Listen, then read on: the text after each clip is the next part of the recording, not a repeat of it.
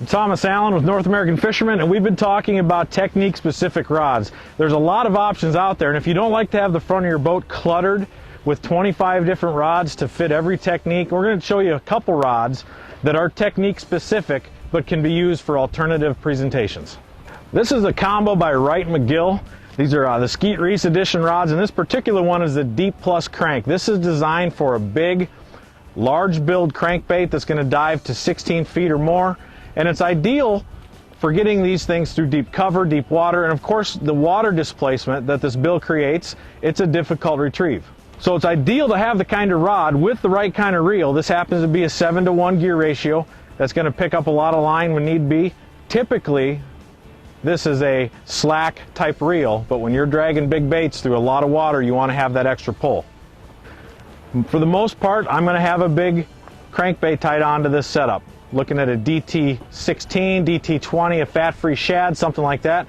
But if you want to switch over to something else that this rod is going to fulfill, think about a frog or a buzzbait. Now this has the kind of backbone that'll pull a fish out from the vegetation when it eats a frog. It also has a fast enough tip to set the hook, especially through vegetation. So that's going to be an alternative for this setup.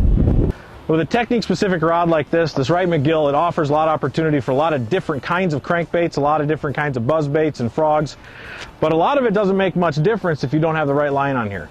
Personally, I like to have a 17-pound fluorocarbon. That's ideal for a crankbait. It sinks, it gets down deep. You can achieve the depths a lot easier than you might with a braid or even a monofilament.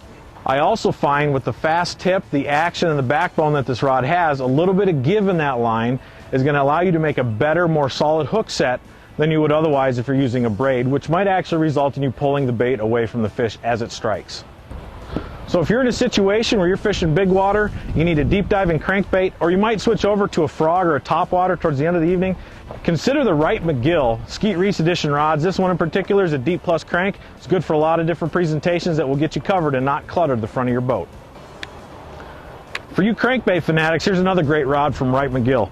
This is the Skeet Reese S-Glass crank rod, and I'm telling you what, I have a lot of rods that I just love. This is quite honestly my favorite crankbait rod. It's great for a small crankbait like a Storm Arashi, a DT6 or something like that. It's also great for a chatterbait.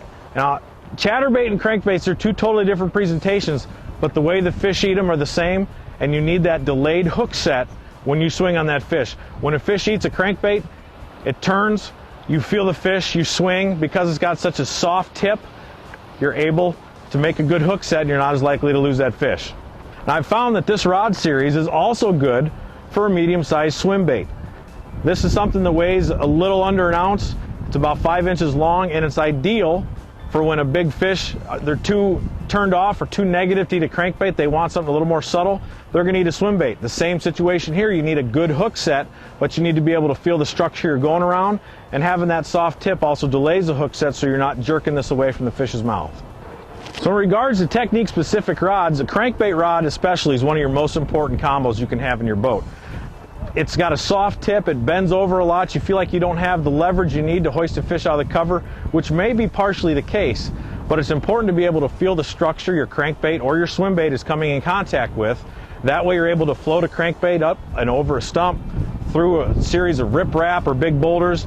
It's just putting you in better contact with the structure the fish are holding to. This is going to allow you to make better bait choices, and you're going to be able to put the bait in the right place when the fish are hungry. The right reel selection is also crucial with the Skeet Reese Wright McGill rod. On this one I have a Wright McGill 6:3-to-1 gear ratio reel loaded up with 12-pound fluorocarbon. It's the right combination for a crankbait situation or swim bait situation. I like the fluorocarbon over a braid because it does give a little bit of cushion when you set the hook in conjunction with the tip of the rod. You're going to make a much better hook set that way.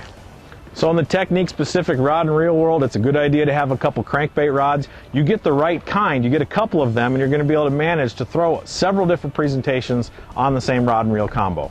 For more information, visit wright-mcgill.com and you're going to find everything you need right there.